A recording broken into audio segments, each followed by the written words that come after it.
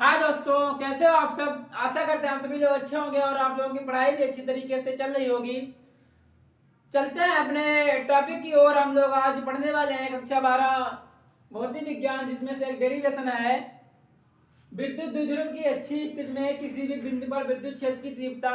तो हम लोगों ने विद्युत द्विध्रुव भी पढ़ लिया है और एक बिंदु पर विद्युत क्षेत्र की तीव्रता भी निकाल ली थी। तो आज हमको निकालना है कि विद्युत द्विध्रुव की अच्छी स्थिति पर जो है किसी भी बिंदु पर विद्युत क्षेत्र की तीव्रता।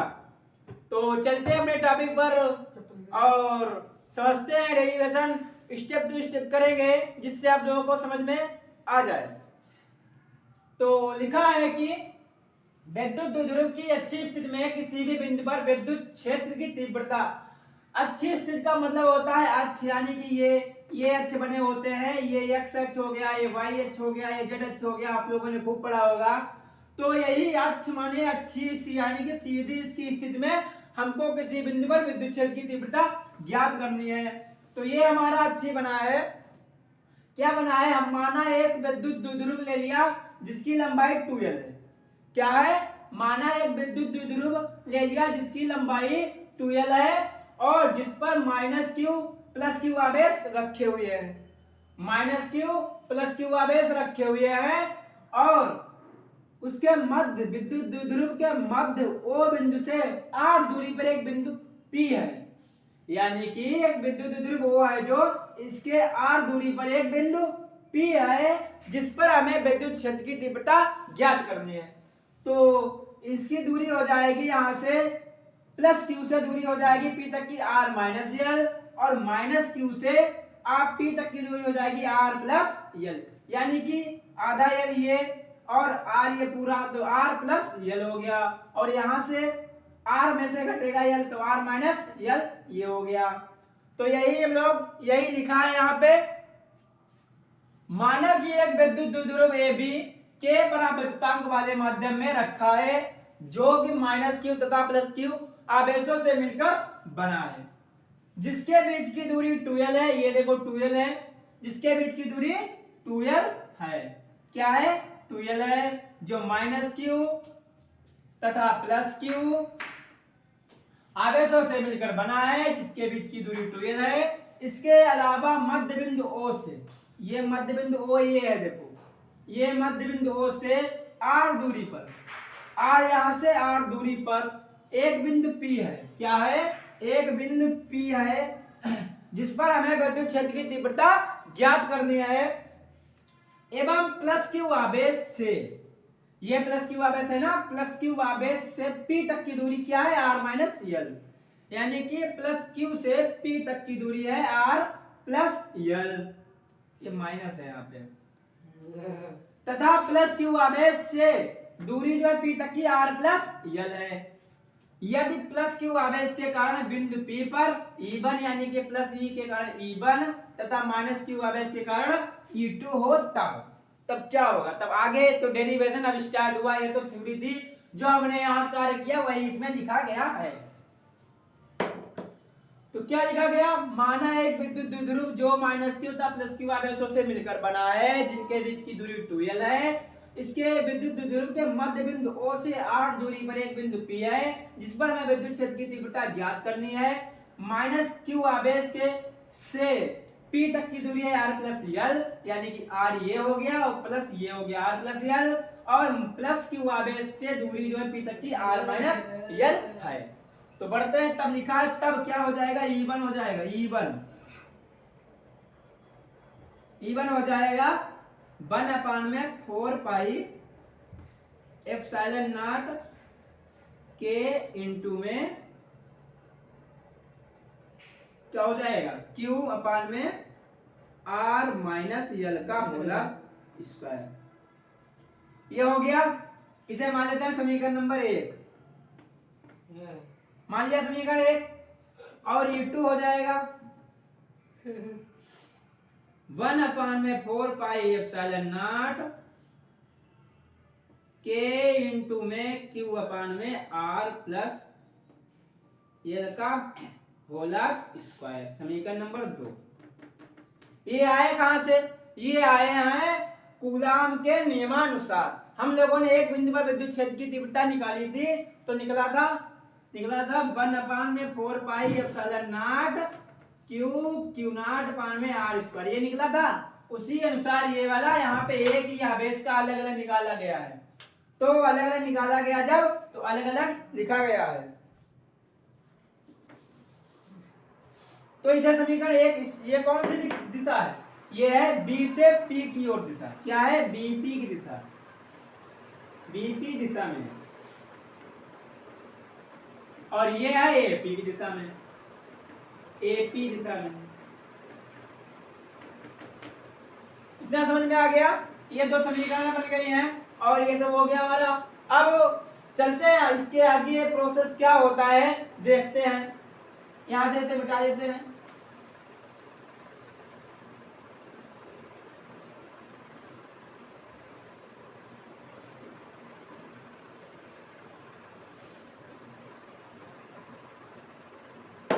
कौन सी समीकरण हमारी बनी थी, समीकरण बनी थी E1 बनी थी।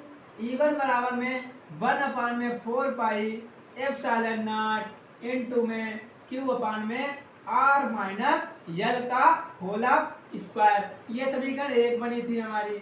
और समीकरण E2 क्या बनी थी, 1/4 एप्सिलॉन नॉट इनटू में Q/में R प्लस L का होल स्क्वायर, समीकरण नंबर 2। ठीक है, ये हमारी समीकरण 2 बनी थी। लेकिन किस माध्यम में, परावैद्युतांक में रखी हुई, तो यहाँ पे के लग जाएगा। ठीक है, ये समीकरण 2 हो गई।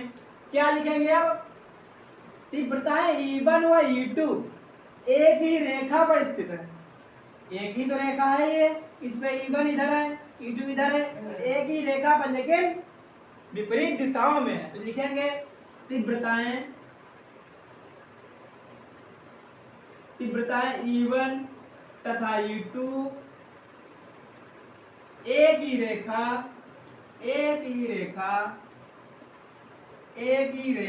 के अनुदिश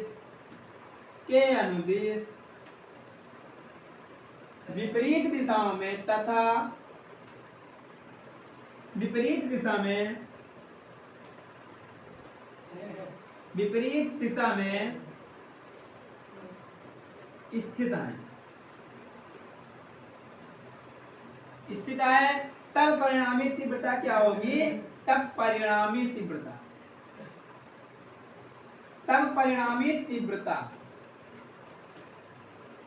क्या होगी, E बराबर में E1 माइनस E2, ये हो जाएगी।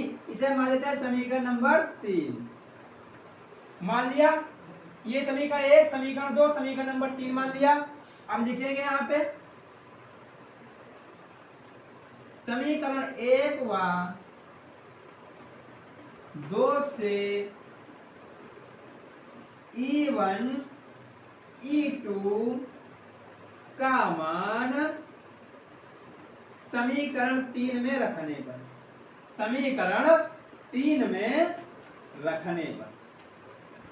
तीन में रखेंगे। अब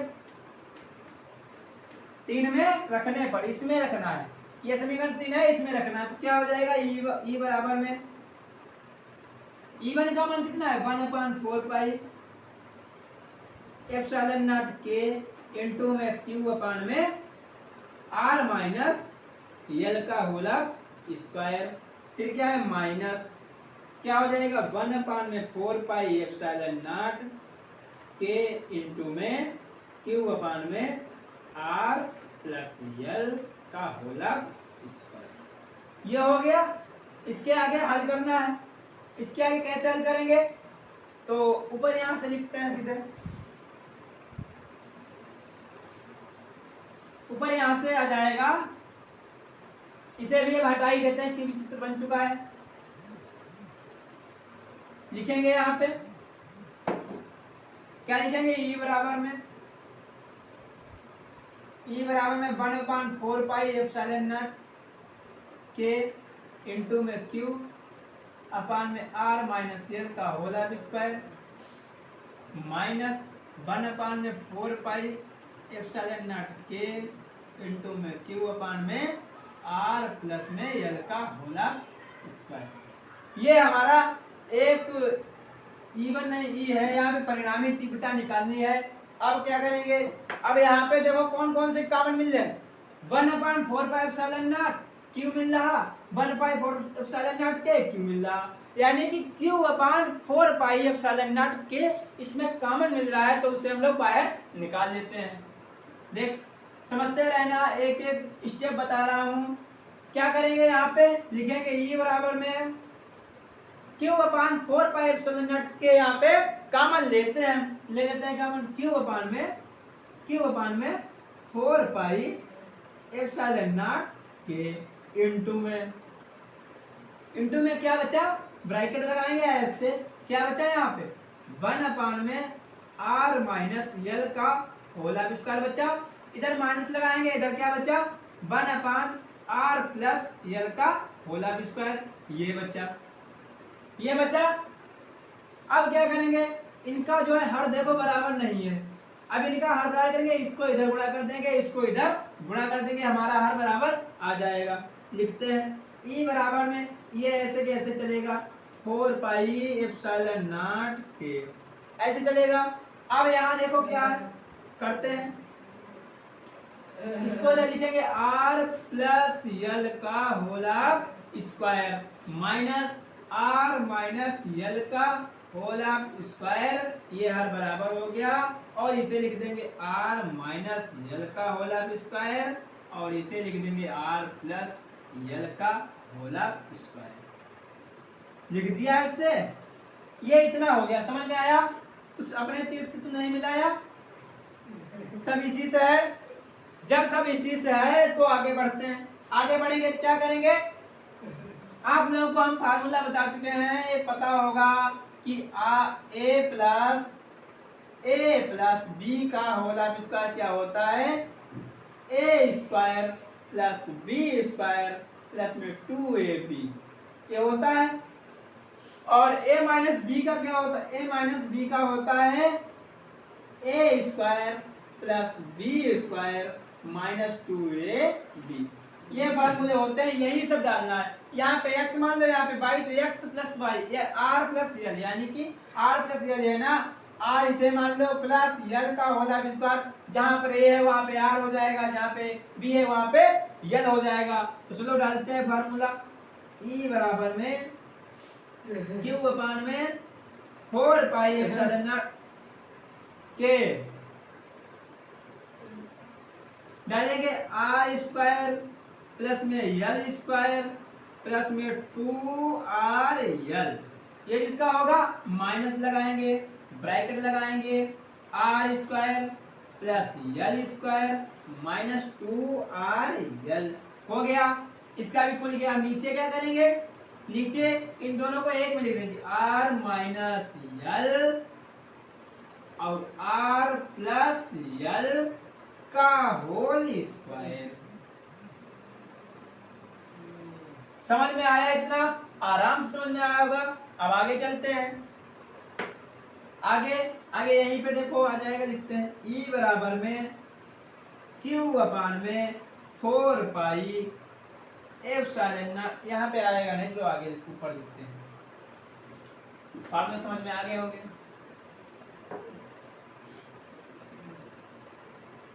क्या लिखा है, E बराबर में Q/4πε0 के, और हाँ तो कहाँ पे था, E बराबर है Q/4πε0 के, तो ये हो गया। आगे देखो क्या लिखना है, आगे r square plus l square लिखेंगे, r स्क्वायर प्लस में यल स्क्वायर प्लस में 2rl लिख लिया, फिर क्या है माइनस, गड़बड़ी है, सब आएगा नहीं यहाँ पर,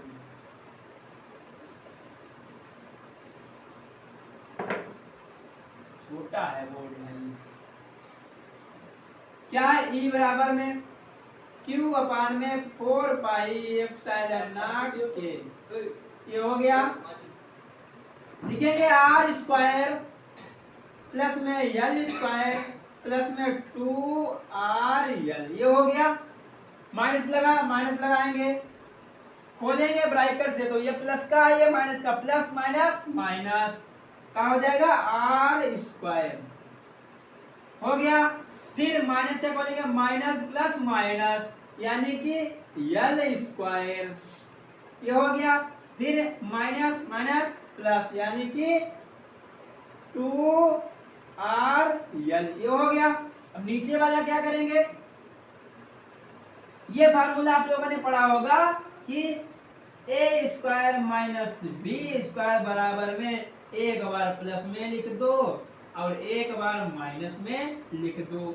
ये फार्मूला आप लोगों ने पढ़ा है। तो ऐसा ही एक बार माइनस में लिखा है एक बार प्लस में लिखा है तो हम लोग इसे लिख सकते हैं A square minus B square यानी कि R square minus L square. तो लिख देंगे यहाँ पे R square minus L square का होल ऑफ स्क्वायर लिख दिया। लगा लेंगे ब्रैकेट यहाँ पे आया इससे ब्रैकेट लगा दिया। अब चलते हैं आगे, देखो कुछ कट रहे हैं पर देखो आर स्क्वायर कट रहा माइनस का यहाँ प्लस का, यहाँ भी देखो आर एल स्क्वायर माइनस का यहाँ प्लस का, इतना कट गया तो कितना बचा 2rl प्लस 2rl यानी कि 4rl। तो लिखेंगे ई बराबर में q अपान में 4 pi epsilon naught k into में क्या हो गया 4rl नीचे क्या हो गया R square minus L square का होल ऑफ स्क्वायर ये हो गया इतना।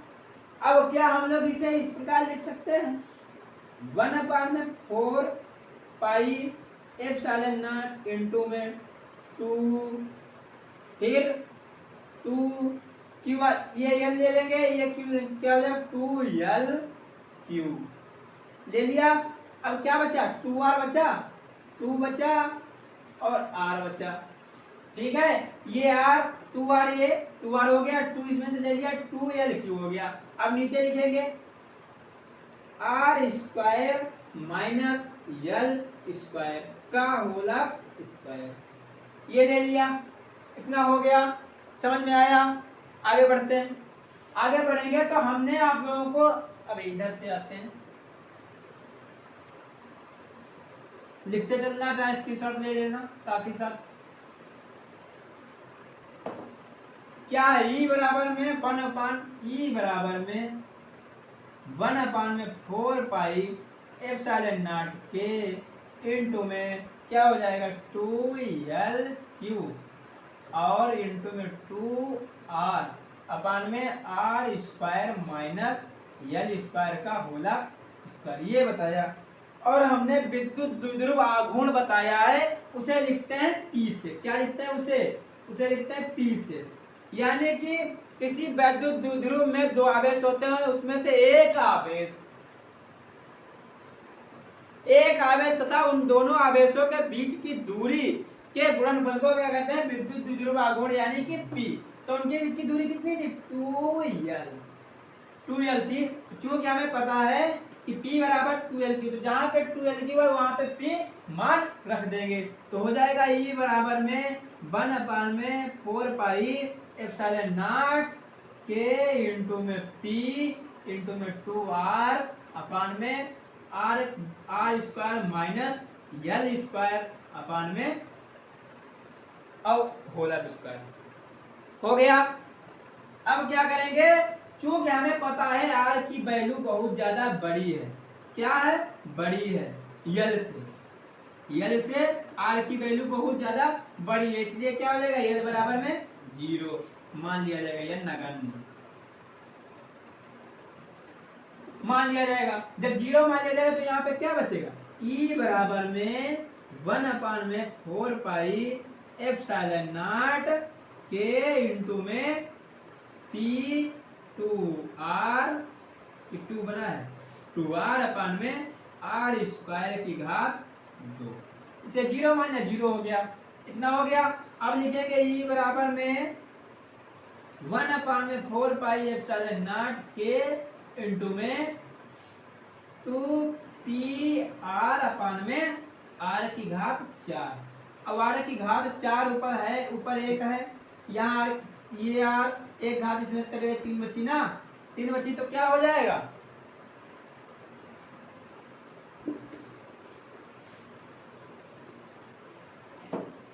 क्या हो जाएगा, ई बराबर में हो जाएगा 1/4 के इंटू में हो जाएगा 2p अपान में आर क्यूब। ये हो गया हमारा। जब ये हो गया ना 2p अपान आर क्यूब, ठीक है, ये हो गया फार्मूला हमारा निकल के आ गया 2p आर क्यूब। जब परावर्तनांक k में रखा हो, जब परावर्तनांक k में रखा हो, और यहाँ पे जब वायु या निर्वात में रखा हो, वायु तथा निर्वात में रखा हो, कौन विद्युत द्विध्रुव निर्वात में, निर्वात के लिए क्या हो जाएगा, k बराबर में 1। तो जहां पे k है वहां पे k का मान 1 रख देंगे। E बराबर में 1/4 इंटू में 2p अपान में आर क्यूब, और कूलाम न्यूटन प्रति कूलाम इसका मतलब हो जाएगा। यही हमारा फार्मूला निकल के आ गया है।